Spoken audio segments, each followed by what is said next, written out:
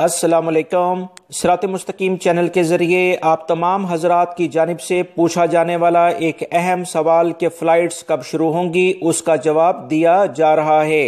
दोस्तों, मेरी इस वीडियो को मुकम्मल देखिएगा ताकि तमाम अफराद जो कि पाकिस्तान, इंडिया, बांग्लादेश या दीगर ममालिक में इस वक्त फ़्लाइट्स चलने का इंतज़ार कर रहे हैं या सऊदी अरब में मौजूद हैं, उन्हें इस तमाम सूरत हाल का सही अंदाज़ा हो सके।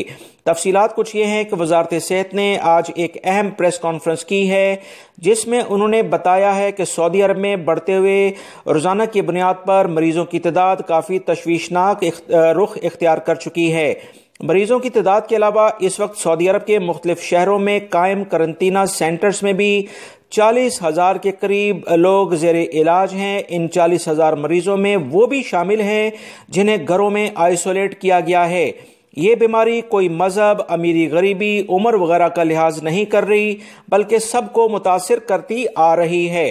ममलिकत में जब कर्फ्यू लगाया गया था तो 12 अप्रैल को इसे ख़त्म कर देना था, लेकिन इस वक्त मुश्किल सूरत हाल में इजाफे की वजह से मजीद इसे सख्त और ता हुक्म सानी यानी टिल फर्दर ऑर्डर तक एक्सटेंड कर दिया गया है। चाइना के हालात बेहतर होने की वजह से लोगों को काफ़ी आमदोरफ्त की इजाज़त मिल गई थी। इजाज़त तब मिली जब वहाँ तकरीबन एक हफ्ते में कोई मरीज और कोई हलाकत सामने नहीं आई थी, लेकिन आज चाइनी मीडिया एक बार फिर ये चीख रहा है कि इस मौजी मर्ज ने दोबारा से चाइना का रुख कर लिया है। गुज़िश्ता 24 घंटों में 97 नए केसेस सामने आए हैं। हुकूमती इदारे एक बार फिर परेशान कुन हालात में फंसने लगे हैं। पूरी दुनिया में फ़्लाइट ऑपरेशन इसीलिए बंद है कि पैसेंजर्स की आमदोरफ्त की वजह से मर्ज एक दूसरे से मुंतकिल आसानी से हो रहा है। चाइनीज़ मीडिया का भी यही कहना है कि आमदोरफ्त खुलने के बाद एक बार फिर ये बीमारी जोर पकड़ने लगी है, जो कि तशवीश की बात है।